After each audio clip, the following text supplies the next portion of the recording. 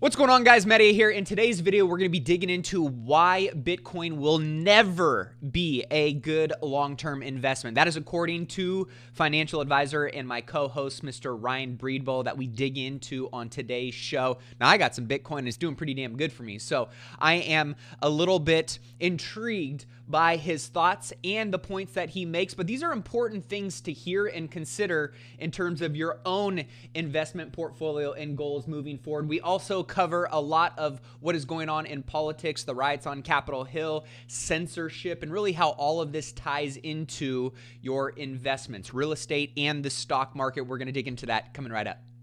What's going on, guys? Welcome into today's episode. It has been a crazy start to the year, and we are going to be recapping all of the events that have gone down, specifically how they tie into the real estate market, your real estate investments, your stock investments, and just overall making money in 2021. Of course, you got myself, Matty A, and my co-host, Mr. Breedwell. What's going on, brother? What's up, guys? Well, little social distancing. I was going to say, I'm a little sad. Usually, we're rubbing elbows, talking trash, and you are quarantining right now just to be safe. How you feeling? I'm feeling fine. I had a little bit of a stuffy nose and a headache yesterday, so I took the responsible route, and I said, you know what? We're going to stay home today. What a good man. Responsitrilitron levels at 1,000. Well, today is January 11th. If you guys are new to the show, welcome. We talk all things money and market updates that help you on your wealth building journey to $1 million and beyond. We've got a lot to cover in today's episode in terms of censorship, the riots, what's going on in the stock market, Bitcoin going crazy, or maybe not so crazy. We'll be talking about that, and also some updates in terms of declining and pending home sales. Is that something to be a forecast in terms of what new trends might be, or the pendulum swinging in the real estate market? We're going to talk about that coming up. But man, it's been a wild, wild week. Before we jump in today, know that we got all kinds of cool resources, free resources for you guys. If you're watching this on YouTube, first and foremost, hit that subscribe button, smash the like button, drop us a comment down below and say what up. If you are new to the show and you're listening to this on any kind of podcasting platform, you can hit that subscribe button. And all we ask, if you get value from our shows, please just share it with somebody else so that we can help empower them on their wealth building journey. And don't forget to leave a review if you enjoy the content that we share. Drop us a note at texting 844-447-1555. And before we dig in, we got all kinds of resources that you guys can take advantage of. Those are linked up in the show description below. But if you guys are looking to get a free financial portfolio review, you can always text the word XRAY to that same text number, 844-447-1555. That gives you the ability to jump on a call with Ryan and his team, and they will literally go through your entire investment portfolio, first and foremost, to make sure that you're not getting overcharged, which really, you see that all the time, right? Most often I see the overcharge thing because fees are breezed over. So they're normally not talked about, and they squeeze in a nice max fee on there. So yeah, fees are a big wedge driver between me and most advisors. That's right. And if you guys are looking to take advantage of life insurance, one of the best, and I don't want to say secret vehicles that the wealthy have taken advantage of for decades, and it's not so secret, but so many people don't know how to take advantage of it. So if you guys want to know more about becoming your own bank and using life insurance for all of its benefits, head over to becomethebank.info to schedule a time with Ryan, and know that I got all kinds of free resources and downloads for you guys as well. You can check those out at millionaireMindcast.com. But if you are a real estate investor, or you're somebody that's looking to get into passive investments and you are an accredited investor, if you don't know what that is, then you don't need to sign up for this. But if you want to know about my syndication deals and opportunities, text the word deals to 844-447-1555. All right. With that being said, first and foremost, take a deep breath there. I got my coffee in me. I'm feeling good. I'm ready to dominate the week. I'm on day 11 of my 75 hard challenge. Shout out to Andy Frisella. I'm feeling good, man. I'm feeling real dangerous. But speaking of dangerous, a lot of people think the president of the United States is extremely dangerous right now.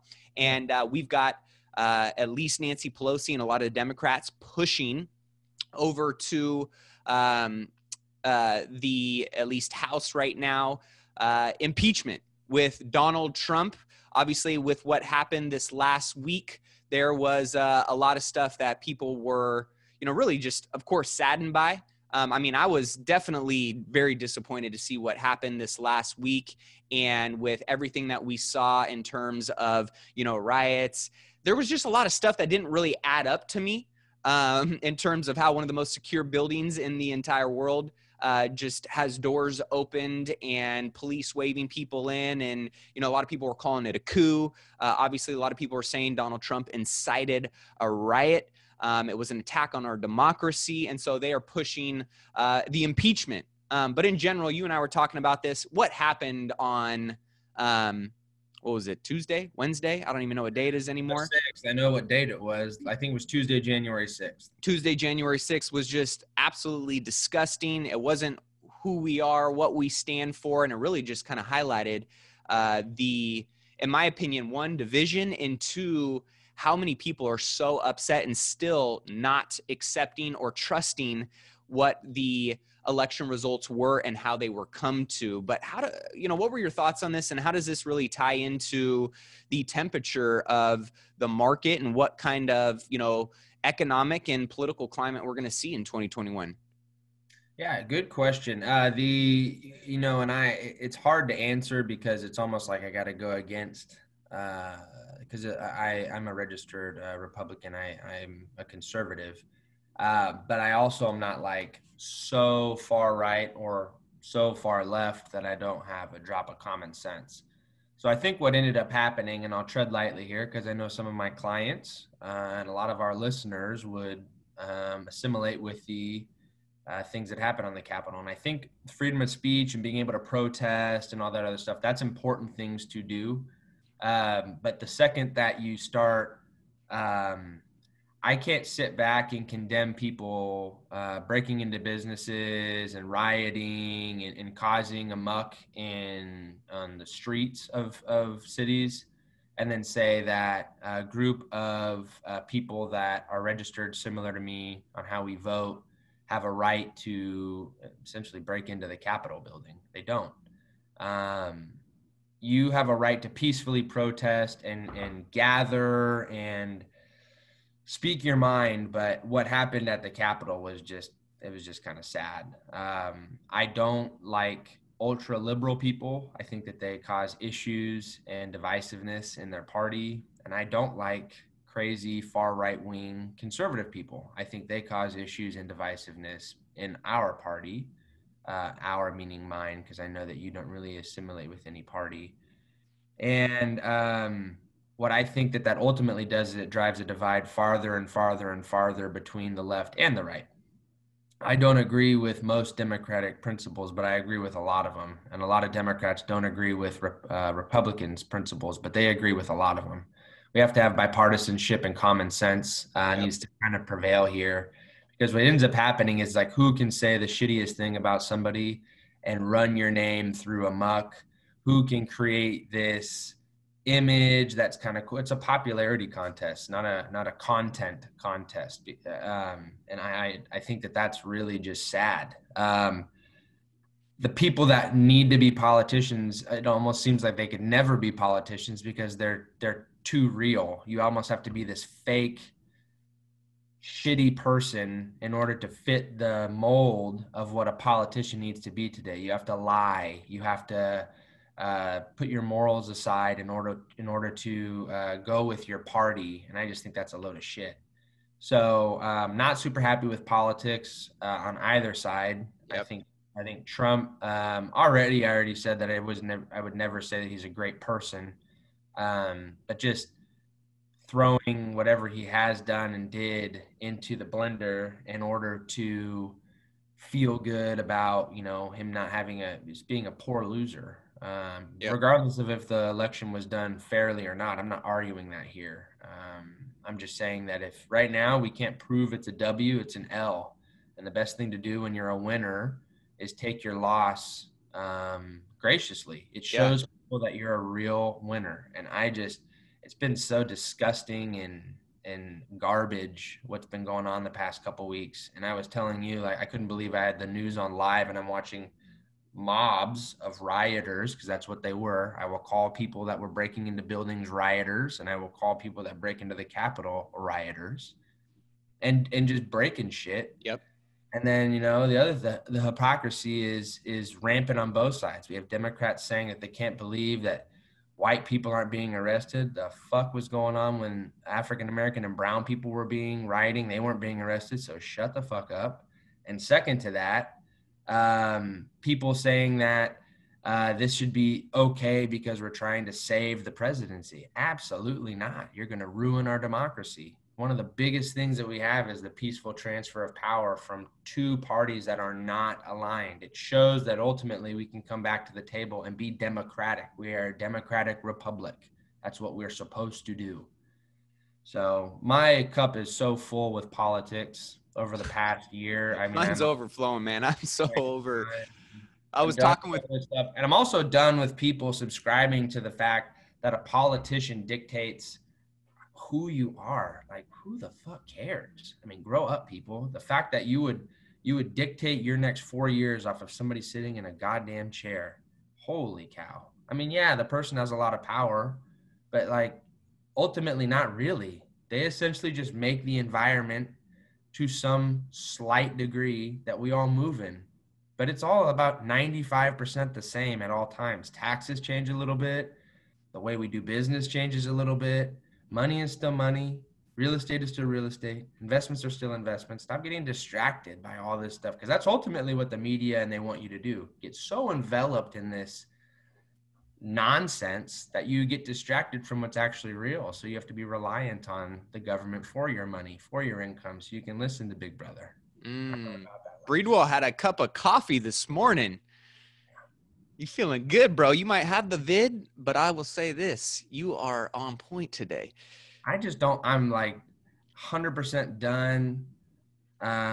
It's time to get back to focusing on what you can control. I'll say this. I don't know if anybody else felt this on Tuesday or whatever the date was that all this was going down. I'm doing my 75 hard challenge. One of my activities is, you know, part of the challenge is I got to get outside for a second workout. Or one of my workouts has to be outside. And so I forgot, you know, yeah, it was the 6th, but I didn't really think too much of it. I knew there was the big Trump rally going on in DC, but my office is here in downtown Sacramento. And so my mom and I, she works in the office with me, and we went out for a walk for that 45 minutes. And I mean, the capital in Sacramento, state capital of California, was packed with Trumpers and people, you know, and all peacefully. It was very peaceful. But what I realized was, as that day progressed and went on, and I got sucked into this vortex of politics and rioting and chaos, all productivity, all clarity in my goals, all focus and attention, because where attention goes, energy flows. All my energy just got drained and sucked into this tornado. And I was stuck in the eye of the Trump tornado, and my whole day went to shit. And I thought about all of the days and maybe the weeks and some of the months that I really gave a lot of attention and energy to politics over the course of this last year. And it has brought nothing but angst and anger and frustration and really distraction to ultimately taking away from the things that I want to achieve. So yes, of course, you got to know things at a high level. And unless you're planning on somebody being somebody that's getting into politics and making a difference and really jumping in and making that a career, you know enough to be dangerous, but stay focused on what you need to stay focused on, right? And so I'm just so ready to get back to, and really I am making this commitment and very intentional decision that I'm going to stay abreast of what's going on. But at the end of the day, we got big opportunities, folks, in 2021 to stay focused on. And the people who really have their eye on the ball that they're swinging at are going to be the ones that are hitting it out of the park and getting on base and putting up runs and really seeing themselves round the bases and cover ground that they need to be covering. So I just want to point that out, because it can be very, very, very easy with the media, with social media, with tech, right? Coming in, being that it's so integrated into our lives nowadays and really infiltrating your mindset and dictating where you think and what you do and or don't do. And we're seeing that right now with big censorship. And this ties into the stock market right now. If you have been paying attention to what's gone on over the last, let's say 48, 72 hours, Parler being one of those big platforms, right, that was kind of an echo chamber for conservatives and or non-censorship, and tech took a big, after Trump, right, did what he did, and they really wanted to cut off any communication channels that he had for reasons that many people believe are valid, right? Ultimately, it is an attack on free speech. And tech is now starting to see a little bit of a lashback. What did we see here, Breedwell, in terms of, I know Twitter, I think dropped, it says Twitter fell 7.8% in pre-market trading. Facebook was down 2%. Apple delisted Parler. Amazon delisted Parler. Now Trump came out and said that he's going to be creating his own platform, or he's in the works with other people. I know Parler's working on creating their own servers from the ground up. But really what it comes back to, and this is, I think, something that, again, if you're going to incite by, if you're in a position as Trump is, right, your words hold more weight and power than the majority of the world. So there is a sense of responsibility that goes along with that, and accountability that goes along with it. And if you're inciting riots or violence or things like that, whether it's Trump or the next person, right, there are rules and guidelines you have to abide by. I get that, and I agree with that. But because you don't necessarily agree with someone's political views, or, you know, whatever it may be, that you now have the ability to completely strip away those rights when they don't fit your narrative or your agenda. And my concern is, if we are going to agree that private businesses like Twitter or Google or Apple or whoever, right, have the right to discriminate against someone, Trump or anybody, because I'm not defending Trump's actions or what he created in terms of, you know, a conversation that really fueled people to do certain things that I disagree with. If we are going to apply the right to discriminate against anyone they want because of their politics or whatever it is, right, we are not laying the groundwork for businesses, other private businesses, to discriminate against race and gender and religion and sexual orientation because it doesn't align with maybe their set of terms and guidelines, right? And so now they're opening up this door that I think they think they're too big, and will this change over time? Or what are your thoughts on all of this in terms of censorship? Because obviously we're seeing people get really upset over what happened. And, you know, there's 75 plus million people that may be more conservative that really disagree with what Twitter or what Apple or Amazon are all doing. And they may move and look and take their business and their attention elsewhere. Yeah, I think that what the big tech people are doing is, and they've been slowly rolling towards this. It's not right. I think that they've kind of crossed the line. I do think Section 230 needs to be repealed. It just gives too much of a, social media networks should not be able to decide the merits of the Constitution on an individual. That's for courts to do. Second to that, it's the hypocrisy on the big tech companies for who they're banning and then who they're not banning. Right. Is more of an issue, because if you take Donald Trump and that small incident, which was a big deal, I'm not Big down. deal. Yep. We're all on the same Take page. that one incident, and then you compare some other people that are still on Twitter, that still use Twitter. I'll bring up some of the popular examples. Ayatollah Khamenei, he says death to America quite often. That's America. That's 300 million plus people. They burn American flags. Is it designated on the U.S. terrorists list, but is allowed to continue on Twitter. And he's running ads right now. I think he's making them money right now. Yeah, so that's hypocritical.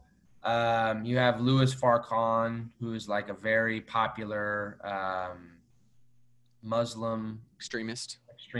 Yeah. I won't say Islamic because he calls himself a Muslim. I think there's a little bit of a difference. His group is mainly African-American Muslim individuals that are militaristic. They wear like military uniforms to church and stuff. Is a weird dude. He has incited violence multiple times. You can go look that up. He's still allowed to be on Twitter. So I think what needs to there can't be one thing applied to one person in one way and then not applied broadly to all individuals. That's where hypocrisy ends up becoming an issue. So I think Jack Dorsey, what I really think needs to happen is they need to remove the executives. Jack Dorsey needs to be removed as CEO. Mark Zuckerberg needs to be removed as CEO. All these executives, they have this thought in their mind that they are above the government because now they've decided that, hey, if we don't like you talking on our system, we're going to go ahead and kick you off. There's rules and regulations in our country that do not allow that. Just like if I didn't like somebody and I was a home lender, I would not be able to discriminate against them if they sent me an application to give them money. I don't have to like somebody, but I have rules and regulations that I have to go by. Discrimination is illegal in the United States for somebody's race, morals, creed, or anything that's protected by the Constitution. And unfortunately, whether you agree with it or not, and I do not agree with it, but that free speech is protected by the Constitution. Just like Alex Jones can get up and be a fucking jackass and say a bunch of conspiracy theory stuff, talk about the Sandy Hook shootings and stuff. You may not agree with it, but you have to deal with it. And if you don't want to deal with it, here's the best part about it. We got open borders and you can get the fuck out of here. It's not a requirement to stay in the United States. But if you don't like something, let me just give you a hint, because it's mostly liberal people that think about this. Things don't change around you. You change and either adapt to things or you just don't do them. And it's okay not to do something, but constantly complaining about it and then bitching and moaning that things don't fit your narrative, so they need to fit your narrative so that you can be happy, it's selfish. Yeah. And I will 9 times out of 10, that's going to be a Democrat. So I'm just telling you guys, I'm not saying that I'm perfect because I'm not, but I'm also pretty sober. You guys can hear me speak on this podcast. I have toes on the earth. I understand where the line is drawn. I just think a lot of people don't. Well, I think it comes back to a key point that you said there is discernment. You know, free speech. If you hear somebody spewing some bullshit on the street corner, you can go through with your own discernment and say, all right, maybe there's truth to that, or this guy is absolutely out of his mind, right? That doesn't mean because of what you heard on the street corner, you're going to now go and rob a store or do something radical or crazy, right? That is part of us as human beings, being able to filter and process logically the information that we're taking in. But now, right, when we are ultimately being funneled specific messages and or kept away certain messages, now that is a form of publishing and promoting or denouncing certain things. That is where ultimately the argument comes into play, right? And free speech is under attack right now through big tech. And I think that is something that concerns me for sure. But here's one positive note that I took away from all of this is that private companies can do what they want. If Twitter and Apple and Google and all these motherfuckers can do what they want, so can you, my friend. So can you. And you know what I would say? Small businesses that are out there that are shut down right now, that are struggling, that are looking at Gavin Newsom or looking at your politician or looking at somebody else, right, to tell you when you have permission to go and serve your community and make $1 and put food on your table and create security and, you know, have that stability for you and your family. Guess what? You just got the green light to open back up. Because ultimately, right, if the big tech has the ability to do it, then so do you. And that was ultimately one of the big takeaways I took away from this. But we'll digress on this topic just in terms of, I think it's something to be aware of for sure. And ultimately know that, you know, some of these trends, right, there were a lot of people, and I think the point that I want to highlight is no matter where you fall in this, right? And you hear Ryan and I give our certain opinions and beliefs on certain things. And we try and be as bipartisan as possible. That's one thing I love about having these discussions is, Ryan, is both of us might feel a certain way, but at the end of the day, we can go, all right, that makes sense. I understand that. We can be somewhat meeting in the middle at the end of the day, and instead of this extremism on the right and the left, right? Yeah, for real. So I just think that, in terms of where we're at in today's world, when you can look at some of these trends, though, that are happening and some of these discussions that are starting to get posted up on the wall, that might give you the ability in terms of what investments you look at or steer clear of, and how you might be able to play the game a little bit at a higher level. When you got 75 million people that voted for Donald Trump and think that freedom of speech is under attack, and they're saying, we're going to cancel these mofos because they are attacking what we believe in. Well, guess what? You look at a trend like Twitter dropping almost 8% in pre-market trading. You look at some of these other trends, and that might be something to forecast where things may be going. Or, right, if you believe long-term in what is Twitter and what is Facebook and what is all of these companies, and you see a big dip like that, but you think they're going to come back, maybe it's something to look at a little bit closer and see if that's something you want to take a risk on, right? But just in general, this is going back to, in my opinion, the details. Don't get caught up in the headlines. Get caught up in the details and the long-term trends that you believe in, and play the game a little bit, right? Amen. And we're seeing that here in today, at least in terms of what's gone on in the market. Give us an update in terms of everything that has gone on over the weekend, over the course of the last weekend, how we're seeing the market open up today. We're seeing a lot of red here on the screen. Yeah. So I was telling Matt this weekend that in my opinion, what I normally do is I'll talk about investing from a long-term perspective, guys. So investing not for tomorrow, but for many years down the road. So when I think about things, that's how I think about money. And I would recommend that unless you're doing a short-term deal, you guys think about your investment dollars in the same way. Because we're not going to be your daily day trade. This stock is hot, get in, get out kind of conversation, right? I'm not allowed to do that. I get insider information. I'm not allowed to do that kind of stuff, guys. I would make too much money. Darn it. But we talk about investing long. And what can we see here? I was telling Matt that in my opinion, stocks have had this euphoria, this run up over the past couple months. I have not had my clients' money allocated towards those areas. I've had them in the financials, healthcare, consumer cyclical, energy, and real estate, areas that would not be making money today, just to be clear.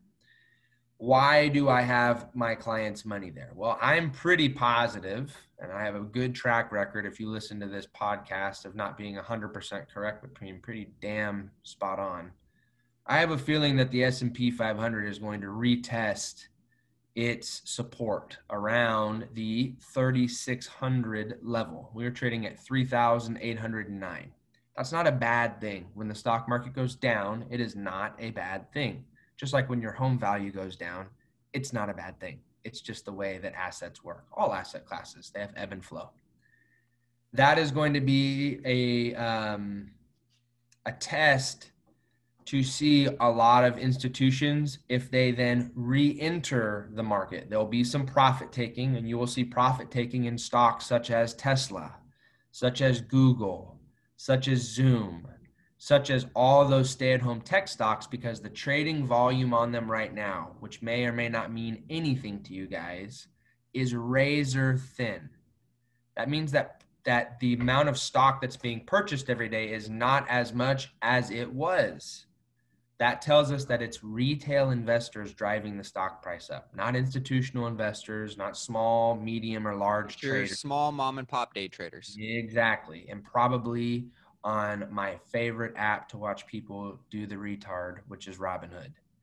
They probably are buying this stock thinking it's just going to keep going up because I am a non-sophisticated investor. I don't understand I'm buying a company. I'm not going to look at the company's financials. I'm not going to look at, and do I think Tesla is bad? No. But when you have stocks that are trading at thousands of a time, their price to earnings ratio, math will ultimately prevail eventually. It's an exact science for a reason. At some point, institutions will take their money off the table because it simply does not make sense. And the first thing that's going to happen, specifically in Tesla, is that there's going to be profit taking. It's going to drive the stock price down. That's going to correlate into Bitcoin, like I have already said. And whatever the S&P 500 does, which I think it's due for a 7 to 8%, maybe even more pullback, Bitcoin is going to do a 30, 40, 50% drop and pull back with it. And that's because the same thing has been happening with Bitcoin. When 6,000 people worldwide own 71% of an asset, that's a big deal. And that's Bitcoin, guys. 6,000 people own 71% of it. Bitcoin rally may be the mother of all bubbles, says B of A. I know you've been very outspoken on Bitcoin just not being a sound investment.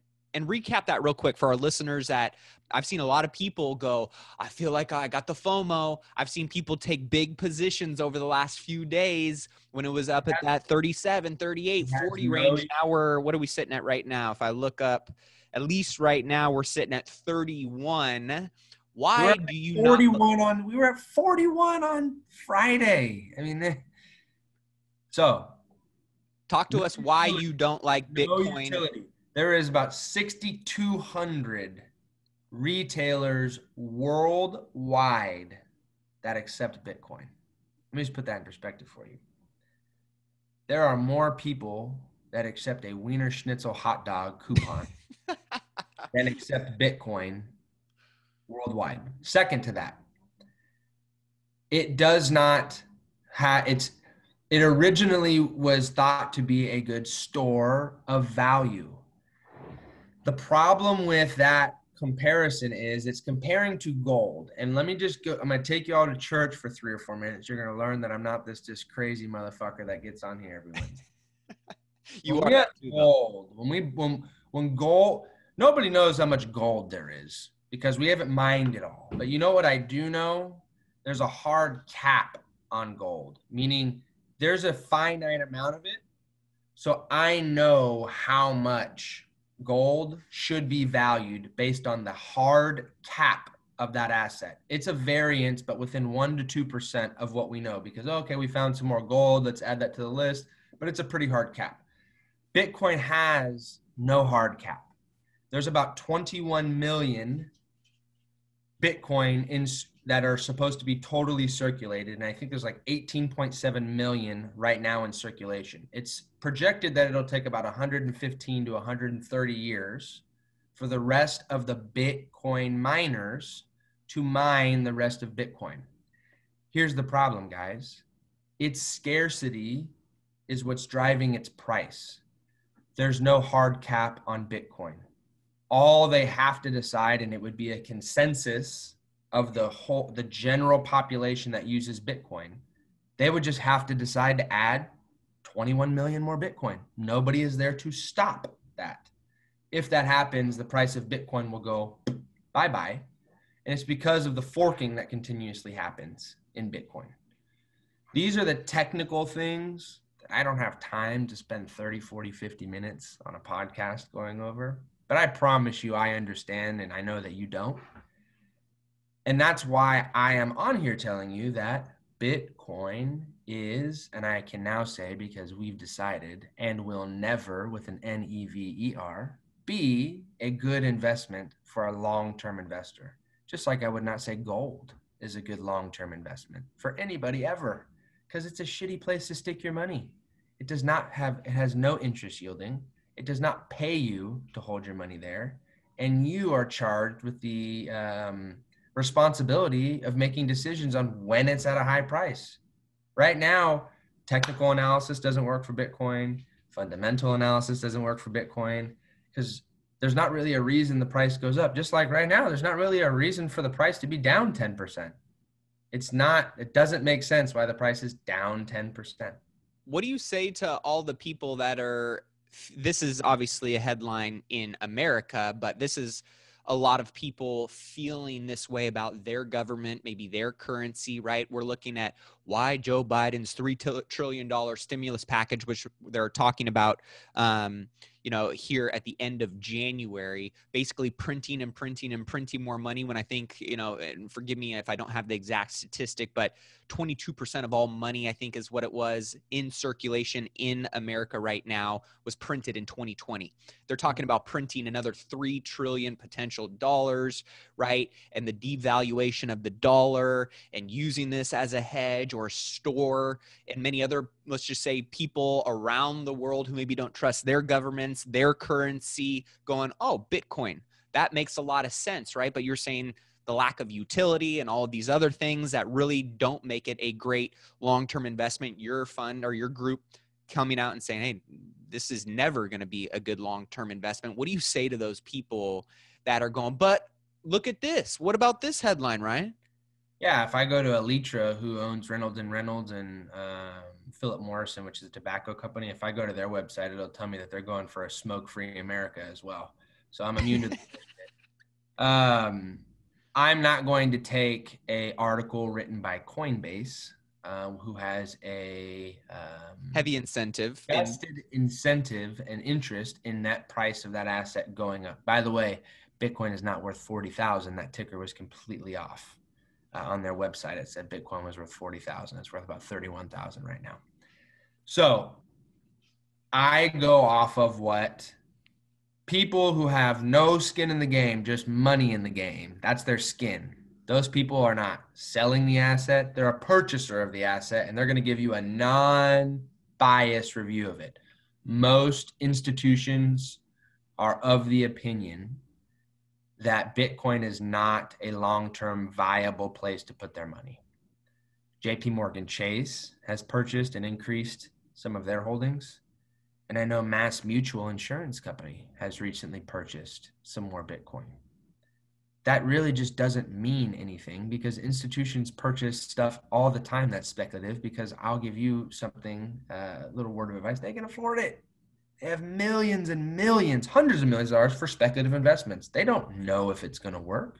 And Matt can tell you it's almost like they're little CEOs that sold their company. Most CEOs that are small to medium that sell their company, take their money, and then look to buy into unicorns. That's all they do with their money.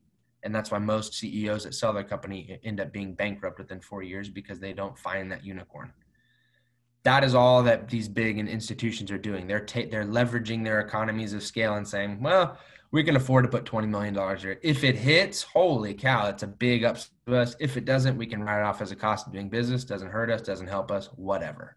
That doesn't really indicate what me and you as a retail investor should do. I would argue that that's them getting their toes wet, because Mass Mutual or JP Morgan Chase buying $10 million of something is like me going and buying $1 cheeseburger. It just doesn't, it's not really something to talk about. I think that, again, what I'll fall back on, blockchain is the technology that will be the secret, the sexy of that, and that's what will come of it. And I think these big banks are spending their time in their research departments figuring out how to mimic that and improve upon it, and not be first to market, but take a product that people like, improve it, and then re-solicit it back to them. And they will win when they do that, because people understand banks. And even though banks are not a great place to store your money, because they don't pay you a good rate of interest, and they're not really as safe as they sound like they're going to be, even though they're safe, but they failed. A lot of them failed in 2008. People still trust them. People don't trust Bitcoin as a whole. People don't. And you still see headlines of wallets getting completely emptied. Hackers do know how to break into the blockchain technologies, because the security systems on them were not robust enough. And last thing I'll leave you with is, if you think that a country like Russia or China can hack into our infrastructure, and they don't know how to hack into your Bitstamp or Coinbase wallet, you have to get off your high horse and understand that's just not quantifiable. There's a lot of risk to those assets. The trading fees on them are 5-10 times higher than trading stock. There's just a lot of things that don't make Bitcoin or don't make Ripple, what I own, or don't make Litecoin a good long-term investment. It just makes them a fun place to put your money. Just like you can invest in 1970, 1980, and 1990s cars and flip those for a profit. That doesn't mean it's a good long-term investment source for your money. It's just fun, and that's okay. And if that's how you view Bitcoin, then that's cool. It's a fun place to try to make some money. But thinking that it's going to change the future, there's no government being involved, and this is just going to be the currency of the future. I want whatever you're smoking, man, because we don't got it in California. I love it. So for those of you who I know are going to disagree or have an argument for this, drop us a comment down in the section below and let us know your thoughts. Lock horns with Mr. Breedwell. You know he likes to hear what you guys have to say. You can text us at 844-447-1555. If you're watching this on YouTube, drop your thoughts down below. Do you think Bitcoin is going to continue to rise and soar? Is it a great store of value? Is it a safe investment? Or are you on the Breedwell train and saying, this is just a trendy, sexy headline? If I'm wrong, I'll be just like JP Morgan, and I'll come out and say we were wrong on Tesla when they're 1,500% down on the short position. Yeah, right. I just don't think I'm going to be wrong, guys. I reserve the right to be, because as a human being, I'm not always right. But I have a lot of resources behind me, and I have a lot of licensing that goes into why I'm telling you what I'm telling you. And I don't hate things that make money. I just hate things that say they're going to make money, and I'm pretty sure they're not. And then people are so uneducated. They're like, oh, no, it's going to make me money. I'm going to go put my money in that. Yeah. Think before you act a little bit more than that. Yeah, absolutely. That's where you see a lot of people end up losing their shirt. FOMO. Yeah. FOMO, like you were saying. Fear of missing out. There's all sorts of stuff. There's a lot of other Bitcoins, if I want to say that, stocks that have not come out, companies that are gonna blow up. You just have to be doing your research, doing your D&D, and you should be able to get on top of those. But don't be fearful of missing out on Bitcoin. You didn't miss anything. So switching gears, updates in terms of where the real estate market is at kicking off 2021. Big news in terms of, I don't know if you thought money could get any cheaper, but if you are a borrower right now, if you're looking to refinance right now, it is a good time to be leaning in and engaging with your lenders, with your money relationships. Mortgage rates started the new year with a new record low. 30-year fixed mortgage rate dropped this week to 2.65%. This is last week, down from 2.67%. Although the 10-year treasury yield is moving a little bit upwards, that is still, guys, something that if you can, this is why we say in real estate, right, leverage. If you can practically, right, get free money, there's so many ways in terms of margins and ROI when you got this available to you to really capitalize. So if you can get your hands on any good real estate product this year, investment product this year, and lock in long-term financing, of course you have to be bankable. You have to have good credit. You have to have reserves if you're going to go and get traditional long-term money. But this is something that if you have the ability to do that and you're a long-term investor, right? We don't talk about short-term stuff here. Yeah, flipping, wholesaling, right? I've got some good flips going on this year right now, some good wholesales to kick off the year, and there is going to be that demand. So there will be that short-term in and out opportunity. But in terms of long-term wealth building, this is as good as it's been, honestly, that if you can take advantage of this, highly recommend it. Now, we are seeing at least some headlines in terms of Central Lock showings were up 24% year over year. So that demand is there. You know, people are definitely going to be purchasing real estate because money is so cheap and the inventory is still remaining significantly low. So in December, we saw foot traffic decline a little bit. And we saw some seasonality, right? Pending home sales decline 2.6%. Oh my gosh. Again, nothing to be worried about. Seasonality that is tying into this. And I am very bullish 2021 in single family real estate specifically. It is going to be a very strong year for gains and for home sellers. I know you're excited about that, right? Because you're selling your house this year, you're building a new house, right? So again, I bought it. I locked in my contract back in August of 2020. So wow, how much it has gone up. It's not even built. yep, And the value of my not built home is hundreds of thousands of dollars more than I already paid for it. yep, And I yep. haven't even paid for it yet. So we've been tracking, of course, forbearance numbers, right? Is there going to be this wave of foreclosure? All of the people, whether it's the small mom and pop investors who tenants aren't paying them rent and they're footing the bill, whether it's people who actually live in their home, right? And because of the pandemic, were unable to, pay their mortgage. Forbearance numbers, been tracking that over the course of the last 12 months. We're almost coming up on a full year here towards the end of March, early April. But we're seeing here forbearance numbers fall to 2.74 million, according to Black Knight Data, which is ultimately the firm that tracks a lot of these numbers. It dropped by 92,000 over the first week of 2021. So this is positive, and partly, I believe this is tied into what we're seeing here. New stimulus bill includes $25 billion in rental assistance, right? So this is going to be for a lot of the renters and individuals that are ultimately making up a big chunk of this pressure on the small mom and pop investors. Say that again. Rental assistance is they pay like 40% of their rent, and the other 20, they have to pay 25% of their rent in order to be able to qualify for this. And again, this is for low income. So this is going to be for a lot of the workforce. This is going to be for your low income housing individuals. And, oftentimes that's anywhere from a $30,000 to $50,000 income or less per year. But again, this is overall positive. And again, this is somewhat of another, Band-Aid. It's a lifeline for making sure that we don't see this massive wave of foreclosures hit the market. So for all these people that are salivating, going, ooh, there's going to be so many foreclosures that hit the market and they're going to make a killing. I don't think we're going to see that. At least I don't think we're going to see that anytime in 2021. And I think if anything, right, as we still have a lot of dust that still needs to settle from the pandemic, again, the dust storm isn't over. So, we're still in the middle of this whole crisis until the crisis is settled.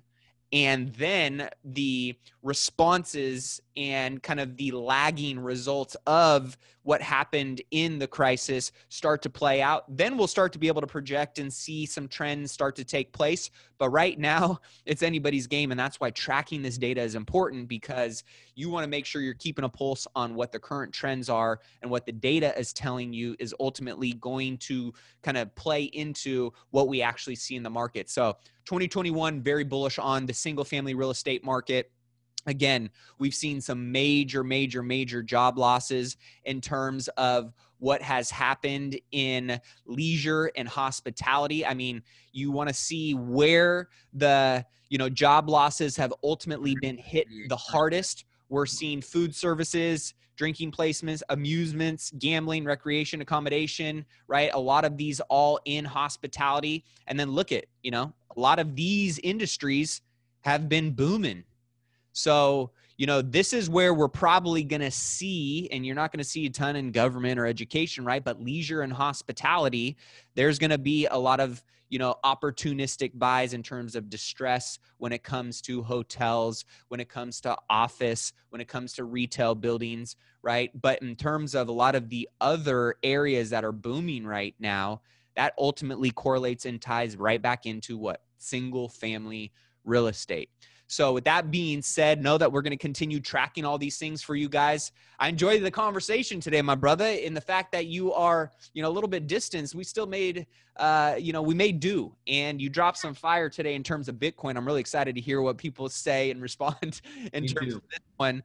But yeah, I mean, going from 41,000 all the way down to 31 in just a matter of what? Hours, days? Couple days. But I mean, like I said, if you go look at the hourly bar chart on there, it's doing this where it swoops up and it's lower every single time it hits a resistance, and it goes back down, and then it's back down.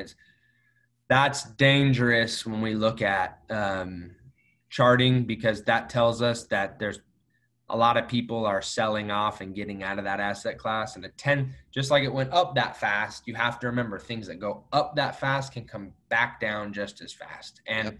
there was another, I'll leave you with this.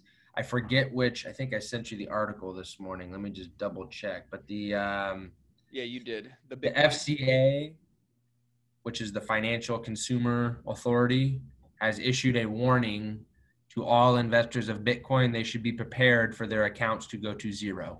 Woo.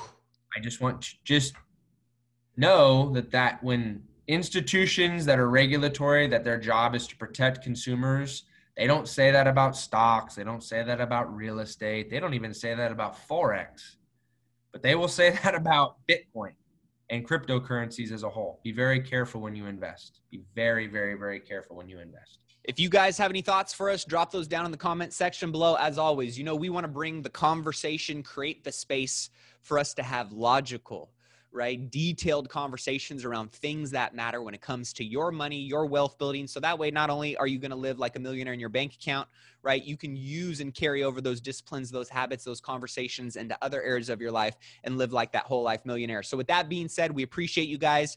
Be sure to check out millionairemindcast.com for more resources. All the links, if you're on YouTube, are down below to all of our free resources. Head over to becomethebank.info for life insurance. If you guys want to set up a call with Ryan, text the word XRAY to 844-447-1555. One of the most unbiased and honest answers in the financial world that you're going to find. So I would heavily suggest that you guys lean in on him. He's making himself accessible to our Millionaire Mindcast listeners, all of you guys. We want to help see you guys win. We don't get any value or benefit from this except for the fact that we love creating opportunity for everybody to win together. So with that being said, don't forget, keep investing in yourself and your wealth on your March to $1 million and beyond. And we will see you guys next week. See you guys.